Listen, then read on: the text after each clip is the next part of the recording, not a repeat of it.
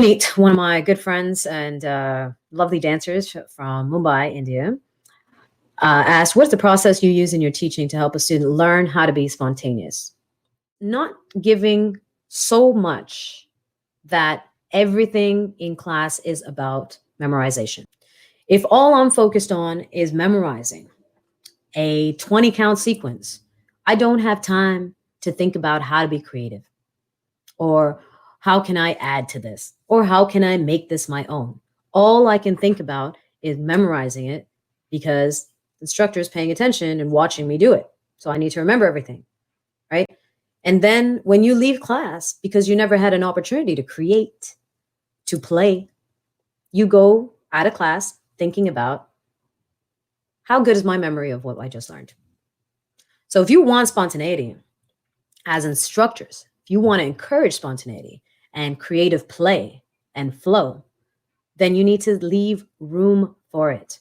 If you fill your class with just constant, just do this and now do this and now do this and now do this and now do this, where do they have time?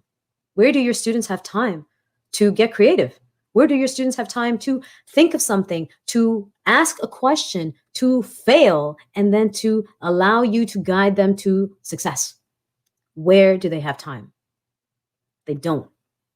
And so that's what we end up creating, is a bunch of carbon copies and people who just want to memorize and who have a huge repertoire, right? From all the classes that they have taken, a huge repertoire of partner work, combinations, and footwork and all of this stuff, but zero creativity, right? It is our responsibility as instructors to encourage that. But encouraging it in words at the end of class, hey, get creative, don't worry, don't forget to have fun, is not enough. Encouraging it is taking that safe space. Remember, when students come to you, that classroom is yours. As instructors, my classroom is my space. I control that classroom. If I feel like someone's being disrespectful, I'll kick you out because this is my space. When my workshop is done, it's somebody else's space, right? When I'm outside in the hotel lobby, it's everyone's space. But in my classroom, it's my space. So I get to dictate the energy that's going to be there. Right? For me, all of my classrooms, including online in Zoom classes, are safe spaces. And so if you really want to get creative, people are not going to try things. People who are just beginning, who don't really know that much, are not going to be like, oh yeah, let me put my beginner zero technique self out on the dance floor to show everybody how much I don't know. They're not going to want to try that. So they're going to go straight back to, what do I remember? What was I taught? I'm just going to do exactly everything the way I was taught.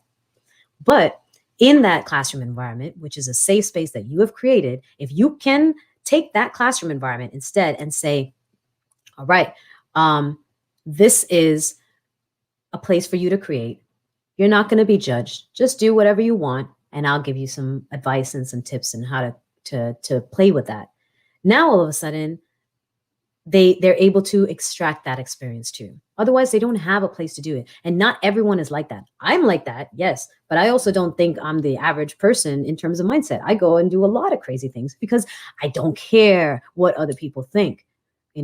I know that in that moment I am growing. I know that in that moment I am providing pleasure to my partner as well, because they're having fun, smiling, and getting creative. And that's all that matters to me. If I'm not hurting you, if I'm not upsetting you, if I'm not offending you, then leave me be.